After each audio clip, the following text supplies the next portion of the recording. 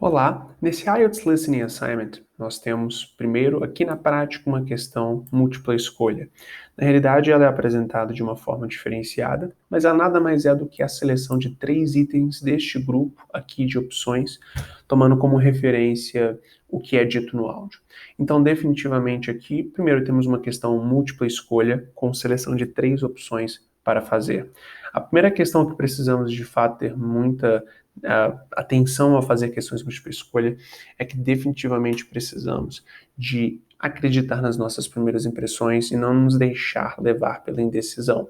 É óbvio que você vai prestar atenção e é completamente natural você duvidar de si mesmo a priori e ter dúvidas, mas sempre quando em genuína dúvida, desenvolva a boa prática de ir com as suas primeiras impressões, porque mais do que muitas vezes as pessoas gostam de admitir, as suas primeiras impressões são mais conectadas de fato à sua real capacidade cognitiva e interpretativa. E a segunda, terceira ou quarta impressão de resposta completa, ou melhor, correta, mais frequentemente é simplesmente a pessoa duvidando de si mesma.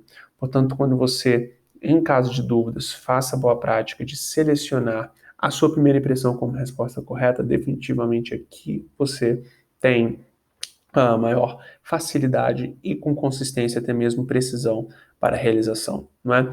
Igualmente aqui é necessário estarmos realmente prestando atenção ao contexto que estaremos escutando. Então, tick the three other items which are mentioned in the news headlines. Então você vai ter 3 outros itens que são mencionados nas manchetes, não é, de notícia que serão mencionadas no contexto do exame, no contexto da atividade aqui no áudio, e você terá que selecionar. Então, muito importante o processo de fato, você estar extra atento às suas primeiras impressões. Até porque o áudio não irá repetir novamente, pelo menos não no contexto do exame. Depois de você fazer isso, você tem um tipo de questão clássica que é complete notes, ou seja, você vai ter anotações sobre sobre um áudio que estará de fato sendo expressado para você, e você primeiro, antes de tudo, precisa de compreender que você não pode utilizar mais do que 3 palavras nas respostas. Se você tiver uma resposta com mais do que 3 palavras, você de fato perde a questão mesmo se a resposta for certa. Então é muito importante você respeitar à risca as instruções. Depois disso, você tem efetivamente aqui esses espaços em branco para preencher. Esse tipo de questão, por mais que sim tenha os seus desafios, ela em comparação com outros pode ser mais fácil, porque é somente muito crítico você prestar atenção nas informações que logo vêm antes e depois do espaço em branco. E nesses 30 segundos que você, na realidade, terá antes do áudio começar, é muito importante você, de fato, destacar palavras-chave, ou seja, palavras que definem com exatidão o tipo de tópico que você tem que prestar atenção. Por exemplo, então, vamos imaginar aqui essa questão 6. Austrália é um exemplo de palavra-chave, não é? 50 years é um outro exemplo de palavra-chave, farmers, não é? E money. Ou seja, você tem uma determinada questão e essa questão possui palavra-chave que define de forma específica o tópico que ela abrange.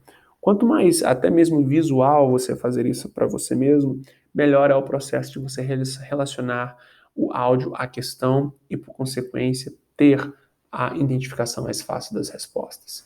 Então, seja proativo, destacando palavras-chave e as deixando as mais visuais possíveis, e essa é uma das vantagens, por exemplo, de você fazer o exame à mão, pois você pode circular, colocar seta, fazer com que o processo como um todo seja o mais visual possível. E é isso que você quer no exame IELTS Listening, fazer o visual ser óbvio, porque é sempre no óbvio que, na realidade, a gente uh, tem, não é? Quando não é deixado de forma visual, a gente perde a questão. Então, muita atenção em as informações que vêm logo antes e depois dos espaços em branco, em especial as palavras-chave que você destaca. Elas servem para o que nós denominamos de signpost language, ou seja, linguagem de placa. Quando você escuta essa palavra no áudio ou uma forma diferente de falar, um sinônimo ou uma paráfrase dela, você sabe que a resposta está por vir. Então, muita atenção mesmo, tudo bem? E desejo, portanto, uma ótima prática.